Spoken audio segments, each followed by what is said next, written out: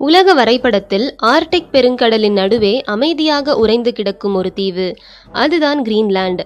ஆனால் இன்று அந்த பனிப்பாறைகளுக்கு நடுவே அமெரிக்கா, ஐரோப்பா, ரஷ்யா, சீனா அனைவரின் கண்களும் திரும்பி இருக்கிறது. Greenland is not for sale என்று மக்கள் முழங்குகிறார்கள். அதே நேரத்தில் அமெரிக்க அதிபர் டொனால்ட் ட்ரம்ப் அமெரிக்காவின் பாதுகாப்புக்கு கிரீன்லாந்து அவசியம் என்று தொடர்ந்து வலியுறுத்துகிறார். வெல்கம் டு உலகம் 360 வேர்ல்ட் ஃபேக்ட்ஸ். உண்மையில் இந்த பனித்தீவு ஏன் இவ்வளவு முக்கியம்?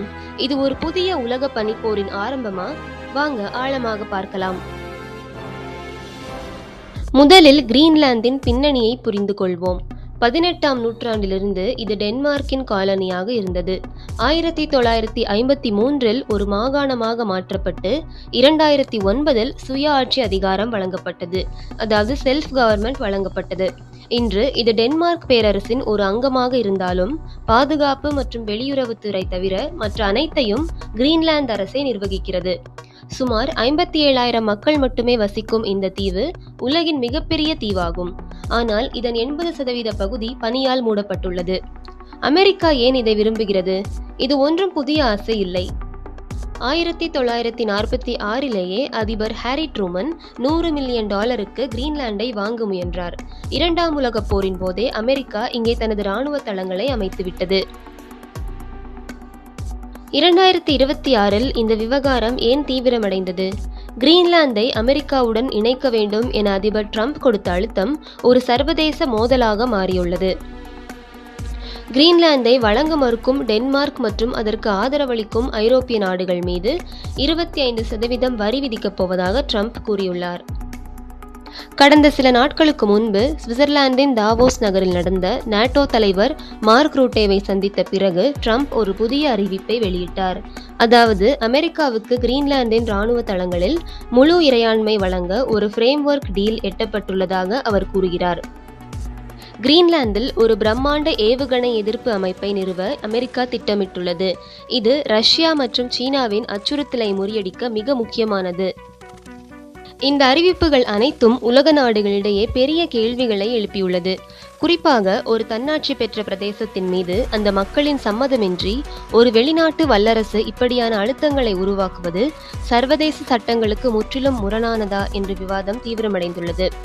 டென்மார்க் அரசு கிரீன்லாந்தின் எதிர்காலம் குறித்து எந்த முடிவும் கிரீன்லாந்து மக்களும் அவர்களின் தேர்ந்தெடுக்கப்பட்ட அரசும் தான் எடுக்க வேண்டும் என்று திட்டவட்டமாக தெரிவித்துள்ளது. நாட்டோ கூட்டணியிலும் அமெரிக்காவின் இந்த ஒருதலைப்பட்ச அணுகுமுறை சங்கடத்தை உருவாக்கியுள்ளது. ஒருபுறம் அமெரிக்கா இதை பாதுகாப்பு அவசியம் என விளக்குகிறது, மறுபுறம் ஐரோப்பிய நாடுகள் இதை அதிகார விரிவாக்கம், பவர் எக்ஸ்பான்ஷன் என பார்க்கின்றன. இதனால் கிரீன்லாந்து விவகாரம் என்பது வெறும் ஒரு தீவு பற்றிய பிரச்சனை அல்ல, அது மேற்கத்திய கூட்டணிகளின் உள்ளேயே உருவாகும் நம்பிக்கை கீறல்களை வெளிப்படுத்தும் ஒரு முக்கியமான அரசியல் சோதனையாக மாறியுள்ளது. உலக நாடுகள் ஒரு பக்கம் பேசிக் கொண்டிருக்க, கிரீன்லாந்து மக்களின் குரல் என்ன? நாங்கள் விற்பனைக்கு அல்ல என்பதுதான் அவர்களின் ஒற்றை முழக்கம். ஜனவரி 17, 2026 அன்று கோப்பன்ஹேகன் மற்றும் கிரீன்லாந்தின் தலைநகர் நூக் ஆகிய இடங்களில் பல்லாயிரக்கணக்கான மக்கள் போராட்டத்தில் ஈடுபட்டனர். அமெரிக்காவின் ஆதிக்கத்தை அவர்கள் காலனித்துவத்தின் மறுவடிவமாகவே பார்க்கிறார்கள். கிரீன்லாந்து பிரதமர் ஜென்ஸ் ஃப்ரெட்ரிக் நீல்சன் கூறுகையில், பாதுகாப்பு விஷயத்தில் ஒத்துழைக்க தயார், ஆனால் எங்கள் நிலத்தின் இறையாண்மையை ஒருபோதும் விட்டுக் கொடுக்க மாட்டோம் என்று திட்டவட்டமாக தெரிவித்துள்ளார். உண்மையில் கிரீன்லாந்து மக்களின் இந்த எதிர்ப்புக்கு பின்னால் ஒரு நீண்டகால அரசியல் பின்னணியும் உள்ளது. பல ஆண்டுகளாகவே கிரீன்லாந்தில் முழு சுதந்திரம் குறித்த விவாதம் மெதுவாக ஆனால் தொடர்ச்சியாக வளர்ந்து வருகிறது. டென்மார்க்கிலிருந்து கிடைக்கும் பொருளாதார உதவிகளை குறைத்து தங்களுடைய இயற்கை வளங்கள், மீன்பிடி தொழில் மற்றும் எதிர்கால கனிம வருவாயின் மூலம் தன்னிறைவு பெற வேண்டும் என்ற எண்ணம் அரசியல் வட்டாரங்களில் பேசப்பட்டு வருகிறது. அதே நேரத்தில் பாதுகாப்பு மற்றும் வெளிநாட்டு அரசியல் போன்ற விஷயங்களில் தனியாக செயல்படும் அளவுக்கு கிரீன்லாந்து இன்னும் முழுமையாக தயாராக இல்லை என்பதும் அங்குள்ள பல அரசியல் தலைவர்களின் நடைமுறை பார்வையாக உள்ளது. அதனால்தான் அமெரிக்காவின் இராணுவ ஒத்துழைப்பையும் முழுமையாக மறுக்காமல், அதே சமயம் தங்களின் நில உரிமை மற்றும் அரசியல் சுயநிலையை பாதுகாக்கும் ஒரு நுட்பமான சமநிலையை கிரீன்லாந்து அரசு கையாள முயற்சிக்கிறது. இந்த விவகாரத்தில் ரஷ்யாவின் தலையீடு நிலைமையை இன்னும் சிக்கலாக்கியுள்ளது. ரஷ்ய வெளியுறவுத்துறை அமைச்சர் செர்ஜி லாவ்ரோவ் கிரீன்லாந்து டென்மார்க்கின் ஒரு இயற்கையான பகுதியே அல்ல என்று கூறியிருப்பது சர்வதேச அரசியலில் ஒரு அதிர்வலையை ஏற்படுத்தியுள்ளது.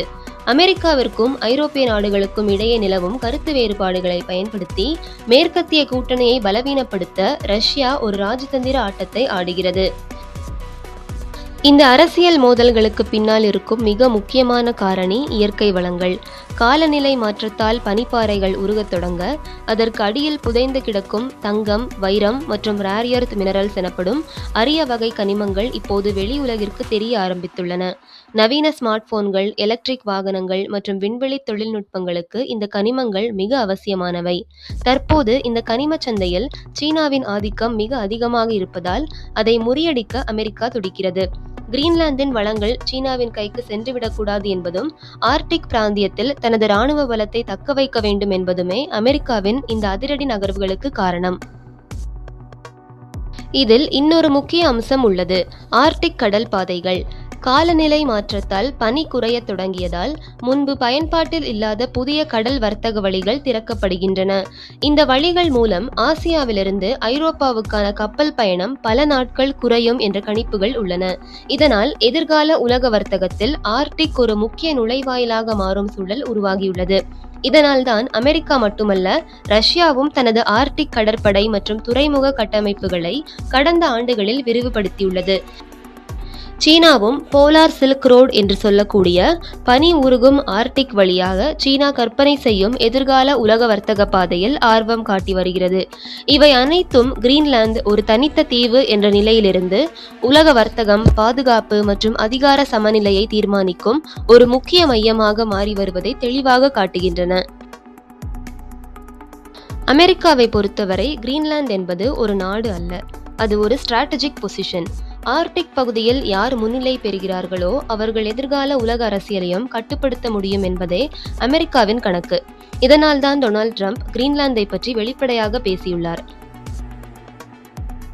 அவரது சிந்தனை என்னவென்றால், அமெரிக்காவின் பாதுகாப்புக்கும் இராணுவ ஆதிக்கத்துக்கும் இது அவசியம் என்பதே.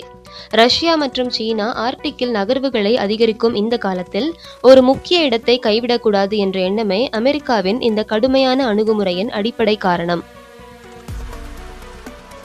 சுருக்கமாக சொன்னால், கிரீன்லாந்து என்பது பனிப்பிரதேசம் மட்டுமல்ல, அது 21ஆம் நூற்றாண்டின் புதிய பனிப்போர் அரங்கம். அமெரிக்காவின் இராணுவ தேவை, சீனாவின் பொருளாதார ஆசை, ரஷ்யாவின் ஆதிக்க போட்டி என மூன்றுக்கும் நடுவில் கிரீன்லாந்து சிக்கியிருக்கிறது. 2026ஆம் ஆண்டு எட்டப்பட்டுள்ள இந்த புதிய ஒப்பந்தம் கிரீன்லாந்தை அமெரிக்காவின் ஒரு மாகாணமாக மாற்றுமா அல்லது ஒரு சுதந்திர நாடாக உருவெடுக்குமா என்பதை பொறுத்திருந்துதான் பார்க்க வேண்டும். இந்த வீடியோ பற்றிய கருத்துக்களை கமெண்ட்ஸ்ல சொல்லுங்க. இந்த வீடியோ பிடிச்சிருந்தா லைக் பண்ணுங்க, ஷேர் பண்ணுங்க, சப்ஸ்கிரைப் பண்ணுங்க. மீண்டும் ஒரு சுவாரஸ்யமான தலைப்பில் சந்திக்கலாம். நன்றி.